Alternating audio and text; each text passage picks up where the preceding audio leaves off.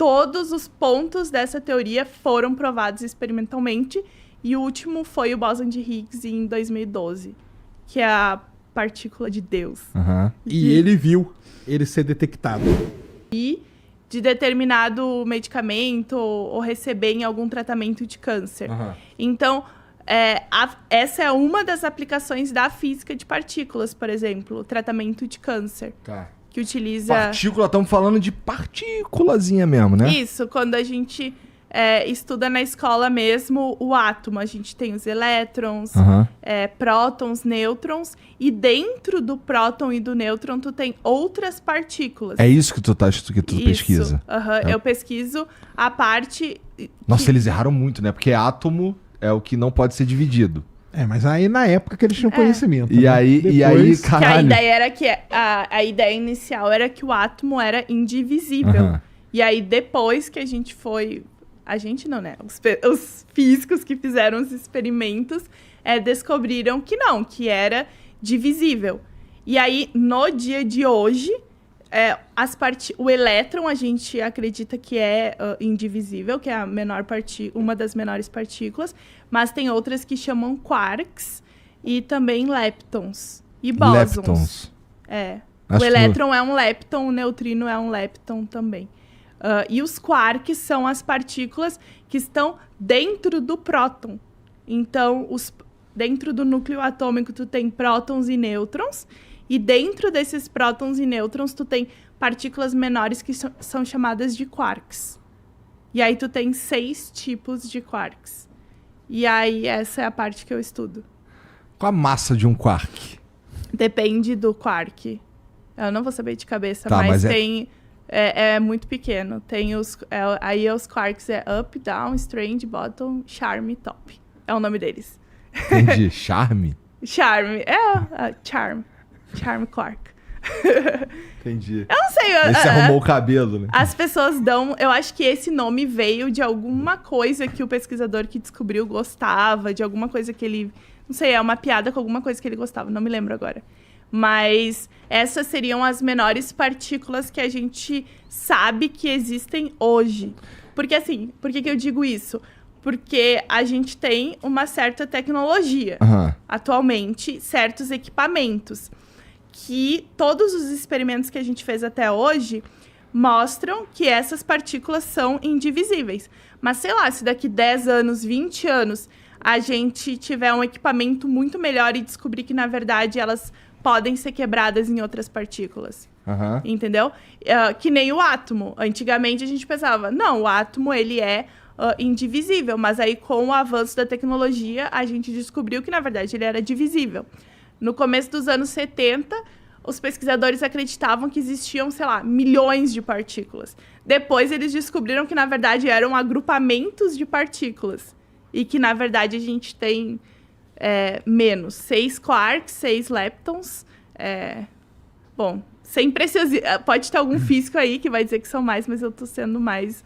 É o modelo padrão que a gente chama. Entendi. Um modelo padrão. Grosso modo. O modelo padrão da física de partículas é a teoria mais completa e mais bem explicada que existe na física atualmente, porque todos os pontos dessa teoria foram provados experimentalmente, e o último foi o bóson de Higgs em 2012, que é a partícula de Deus.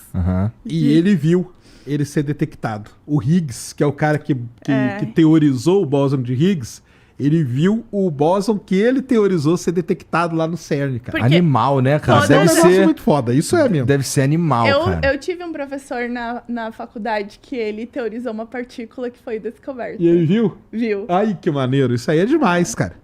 Porque o que acontece normalmente nessa, por exemplo, o Edmund Halley mostrou que o cometa Halley ia voltar. Só que antes dele voltar, ele morreu.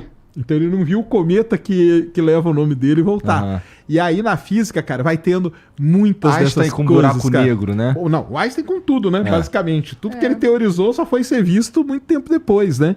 Então essas coisas vão acontecendo, Por exemplo, eu comecei a faculdade de física com 18 anos, né? E eu sempre estudei física de partículas. Essa foi a minha área. E aí eu comecei a faculdade em 2009. E aí, na época, tinham algum... Porque, assim, essas partículas que eu te falei, o próton, ele é o agrupamento de 3 quarks. Mas existem outros agrupamentos de quarks, que são tetraquarks, pentaquarks, hexaquarks. Quando eu comecei a faculdade em 2009, eu lembro de um professor que estava explicando essa matéria e falou assim, atualmente, daí era 2009, a gente sabe que existem 3 quarks ou 4 quarks. Mas ele falou assim, mas é impossível que exista mais. E aí, há uns 2 anos atrás, foram detectados conjuntos de 6 quarks. Aí, quando saiu a descoberta, eu pensei, olha o que o professor... Porque, assim, a gente nunca pode falar, é impossível. Porque nada é impossível dentro da ciência. A gente só não tem tecnologia para fazer as coisas. Não tem dinheiro. Porque, pensa, um acelerador de partículas, que nem o LHC, ele é o maior do mundo, né? Fica na fronteira entre a Suíça e a França. São bilhões, sei lá, trilhões, né? São vários países que fazem parte. Consórcio mundial, né? Tu tem que pagar para entrar lá. O Brasil agora, eu acho que tem 3 universidades que pagam, né? Não sei se tem mais, mas que eu lembre são 3. E aí o pessoal meio que se agrupa para trabalhar nos grupos dessas universidades. Porque é muito caro. Muito, muito caro para te fazer parte desse tipo de pesquisa científica. O que eu faço, que foi meu trabalho de doutorado, a área específica que eu trabalho, no Brasil só existem 2 pessoas que fazem em universidades aqui no Brasil, que é da Universidade de São Carlos, que trabalham com a parte de física que eu trabalho, porque a gente usa supercomputadores e é muito caro. Não tem no Brasil nenhum... grupo que tenha cluster de supercomputadores. Porque tu tem que pagar muito dinheiro para fazer parte. Então, eu fiz parte num grupo da França, que daí era França, Inglaterra e Alemanha, tinha um cluster de supercomputadores. E no Japão também, o grupo de japonês de QCD na rede, que também pagava pelos clusters. Porque são supercomputadores que tu não pode errar... Assim, sabe quando tu vai, por exemplo, criar um programa no teu computador? Assim, escrever um código no computador. Tu pode fazer código no teu computador, no teu notebook. Eu escrevo código. Mas para fazer as simulações de física que a gente faz, num supercomputador que tu entra numa fila. Por exemplo, na minha área, uma simulação pode levar 2 anos. Porra, isso com supercomputador. Sim. E aí vai saindo os resultados aos poucos, e aí a gente vai analisando aqueles dados, e se tu erra, é um grande problema. No caso, eu não programo para os supercomputadores, eu faço a parte de análise de dados. Mas é um grupo de professores que daí são os professores mais sêniores, que são os que mandam os códigos para os supercomputadores, porque é dinheiro. Então, se tu pega o lugar na fila, usa o tempo do computador e errou, tu perdeu muito dinheiro. E isso é um grande problema. Então, essa parte é feita mais pelos professores sêniores, assim. Entendi. Tu tá na equipe que tá analisando os resultados. E eu já achei erros. Por exemplo, às vezes a gente analisa os dados e fala, esses dados aqui parece que tem algum erro.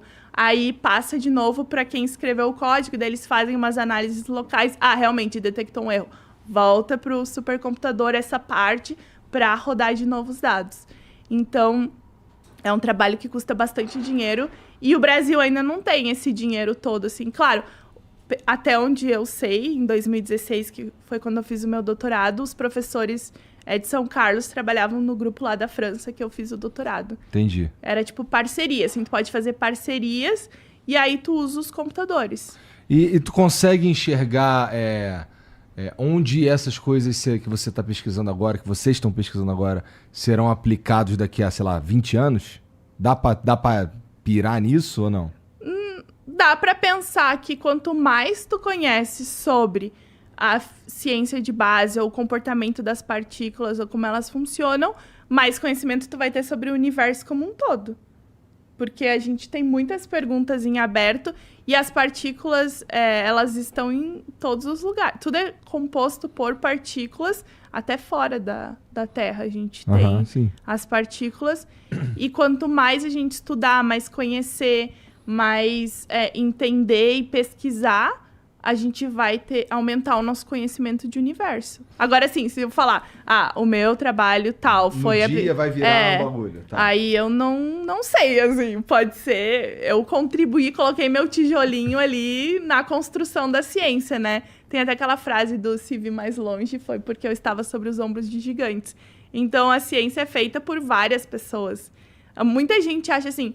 Nossa, como assim tu tá na ciência e tu não ganhou um Nobel? Ou tu tá na ciência e não ganhou um prêmio? Ou não, sei lá, não fez uma coisa que revolucionou?